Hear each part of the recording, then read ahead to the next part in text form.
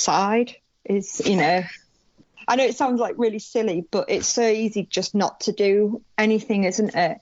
And actually, we ended up at the beach this afternoon. It was just really nice to get some fresh air, blow the cobwebs away sort of thing.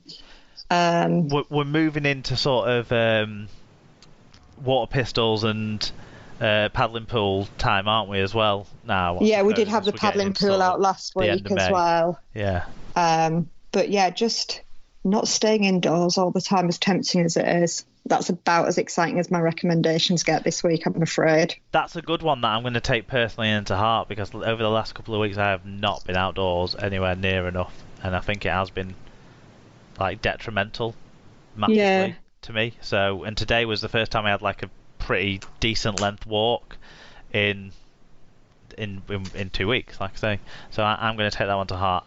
Alan, how's your lockdown life been, and what recommendations do you have? Very similar to last week, so just copy and paste from that. Working this week, studying. Obviously, it's half term here as well. One of the numerous things that I had planned for my 40th birthday was finally definitely confirmed as cancelled this week, which is very unsurprising. But as a result, I said to Anna, right, rather than take that money and buy something. So my recommendation is what she's bought. So it's a present for me and a present for Daisy, in terms of it's something we play with together. So we've got into a habit of having time playing with Playmobil. So I'm sure everyone's familiar with that as a toy. And Anna bought me the special edition Back to the Future DeLorean, which is an amazing toy. So that's my recommendation.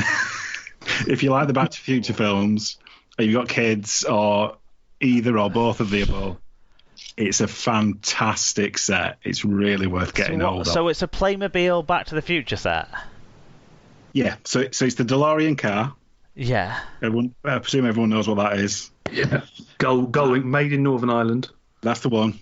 Gullwing doors, and it lights up, and the wheels turn round, as in from the second film, where it's a flying car, and it comes with Marty McFly and Doc Brown and Einstein the dog, and it's just fantastic fun to play with. So that's my recommendation. If you've got kids and you've got a few quid floating around, because it's not cheap, it's well worth getting hold of, because I have a feeling it might become a bit of a collector's edition as the years go by. It's one of those special things. When's it your 40th?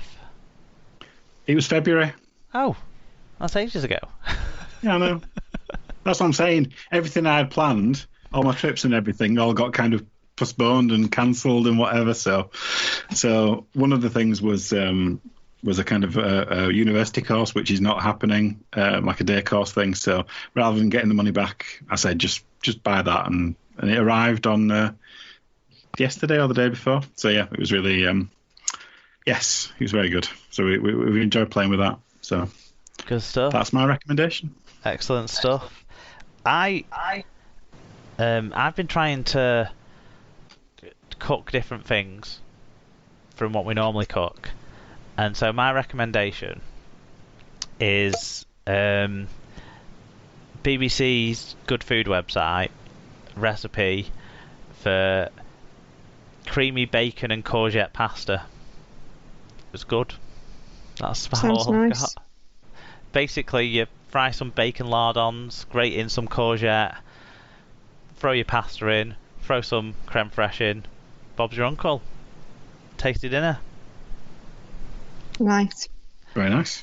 Yeah, because I don't want to recommend TV stuff and stuff every week, and and like you, Alan, my sort of experiences of it during lockdown are kind of closed in. As lockdown seems to have loosened for most people. Mine is closed in. I don't know if just because I've got busier with work and stuff like that, and I've just becomes routine. Yeah, I've done a lot less, and actually I think I was coping and enjoying lockdown a lot easier, a lot better at the start than than now, just because of work. Like, I think as well, when we were only allowed to go out once a day, you kind of like really focused in on that and like, right, this is our time out. What are we going to do? How are we going to spend that hour? Whereas now, I don't know, you become a bit more blasé about it, I think. Yeah, definitely. I was, making sure I sort of what I was using was what would normally have been my commuting time to actually use as like exercise time or me time or that sort of stuff. And a few weeks ago, I was like, right, I'm going to make sure that I do like at least 15 minutes of reading a day, as well as exercising and stuff like that. And just work has meant that's fallen by the wayside. I was hoping to recommend a couple of books by now, a couple of rugby league books by now, but I've just not got to them. But there you go. One thing I did do this week, though, because I got paid, was I made a purchase from Wigan to, make sure that the club doesn't die, and and I bought a hoodie which is commemorating Wigan's first ever game against Toronto Wolfpack at the Lamport Stadium. Is it horrendously dated? Yes. So they got these hoodies made up, nice quality, decent merchandise. It's nice, but it's got on there whatever date in April that was meant to be 25th of April or whatever it was. That was meant to be our first game, but of course it's like half. They took a load off the price, and then they've had a 20% off all Hummel gear apart from the charity shirt for the last week or so as well. So effectively made this hoodie come in at just about half price of what it would have been. So I thought, well, I wanted a new hoodie anyway, and that's funny, isn't it? Well, it commemorates it in a way, doesn't it? Yeah. Exactly. My poor friends were meant to get married on the 30th of March, so literally just after lockdown, and she had embroidered into the bottom of her veil the date of their wedding. Oh. And of course, that's not going to be relevant anymore, is it? No, but it serves us a reminder of not that we're going to forget what we've all had to sort of live through. It's all these things that are going to go into museum archives, aren't they, in future years? What the Wigan and Toronto hoodie? I was thinking more the veil, but yeah, whatever works for you. Tourist guide to Barnard Castle. I'll open up my own museum as well for the hoodie. Just you get sure, Emerald will love that.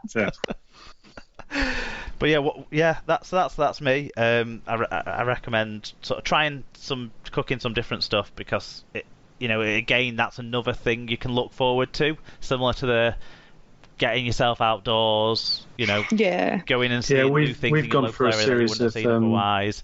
It's similar kind of to those things, making yourself cooking something different and new that you've not cooked before. So there you go. Yeah, we've gone for a series of new recipe books, the roasting tin books. Don't know if anyone's seen them, but they're quite good. And then she's just brought a new one out, the roasting tin around the world. So we've been working our way through that. It's been quite fun. My oven broke on Saturday. I won't be roasting anything for 2 weeks, and 2 weeks and 3 days until the new oven comes. So useless to me, that one, Tim. Hopefully everyone else will get something out of it. That was harsh. Right, let's close things off. People can find us at Super League Pod on Twitter and Instagram. It's facebook.com/Super League Pod. You can email us superleaguepod@gmail.com. Yeah, they're all your ways to get in touch and share your views with us. Superleaguepod.com is where you'll find the episode blog post that'll give all the important links and information about the episode, where to find the episodes, where to get in touch with us at, and also how to support our wonderful partner sponsors. Of course, you can listen to us on most of your normal podcast providing apps, and Spreaker, Apple Podcasts, Google Podcasts, Podcast Addict, Stitcher. There are some places you can find us. Tim, do you want to take us through our partners to finish off this episode? Yeah, I definitely haven't just put the rundown on the floor. But, I've just hastily reopened mine. So I was caught out last week by it. Mark knows. He just knows. Yeah. Rob's Toy Shop, where you can enter SLP discount on checkout at Rob's Toy Shop on eBay, and you get 5% cash back on orders over £5, plus give 1% cash back to SLP. Little Warden, vital alerts for hidden issues, and if you head on over to littlewarden.com, you can see what they can do for you, and probably a picture of Dom's beard as well. At Mascot Browns, for all your international rugby league gear, you can use our link shown on the episode blog post, and we get 8% of your order value to help our running costs. I don't know why I haven't changed this. The links don't work anymore. But if you tell Steve you bought it through us, coming from us, then he'll do some. Then he will kick back to us some of the money. Because I've got a nice Fiji hat that came through early in lockdown. And finally, Sarah's bookcase. Sarah sells Usborne books with access to over 3,000 titles from baby to teenager. There's something for everyone. Find out more on Facebook. So good if you want to get some reading under your belt. Yep. Good stuff. Right, well, Tim, it's been really nice to have you back. It's been good to have the sort of four of us back together for the first time in a while, which has been a lot of fun. And I'm sure we've talked for long enough now, and I've got to get this episode edited together and put up for everyone to listen to. So thanks to you guys for being involved, and thanks to everyone for listening to your favourite rugby league podcast, the Super League Pod. Yep, bye.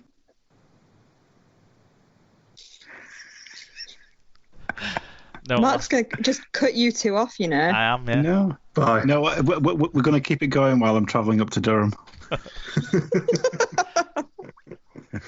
Definitely cutting it out. Stay alert, everybody.